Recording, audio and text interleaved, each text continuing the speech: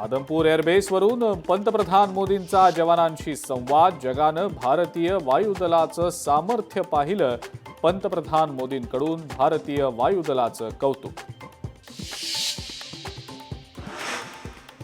अणुबॉम्बच्या धमकीची हवा काढण्याची सैन्यामध्ये ताकद.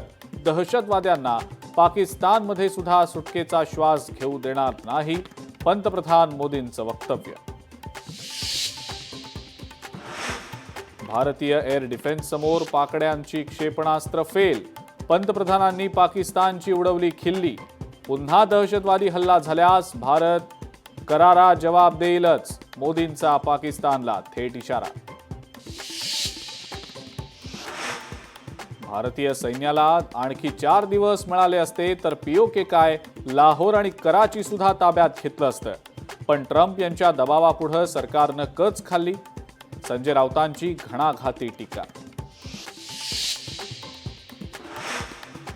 एनडीए शासित राज्यांची 25 मे रोजी दिल्लीमध्ये बैठक. एनडीए शासित राज्यांचे मुख्यमंत्री आणि उपमुख्यमंत्री राहणार उपस्थित.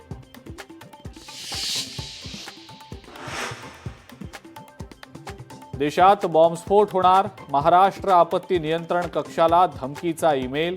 मुंबईतही 2 दिवसात बॉम्बस्फोट होणार असल्याचा ईमेलमध्ये उल्लेख.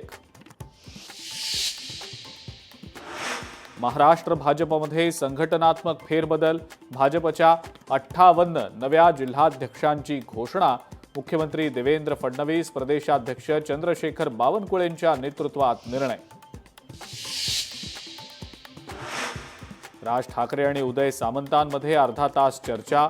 आधी चर्चा मगच बुके अशी भूमिका घेत राज ठाकरेंनी सामंतांकडून स्वागताचा बुके न घेतल्याची माहिती, तर कुठलीही राजकीय चर्चा झालेली नसल्याचं सामंतांचं स्पष्टीकरण.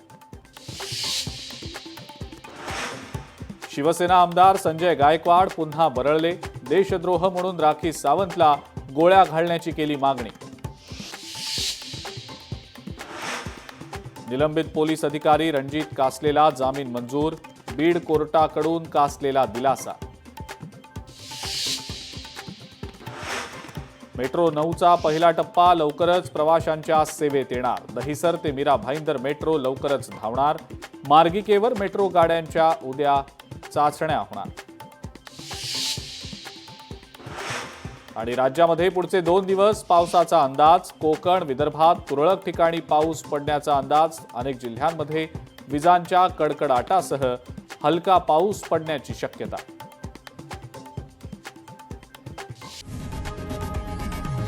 लोकशाही मराठी ऐका, पहा, जागरूक रहा.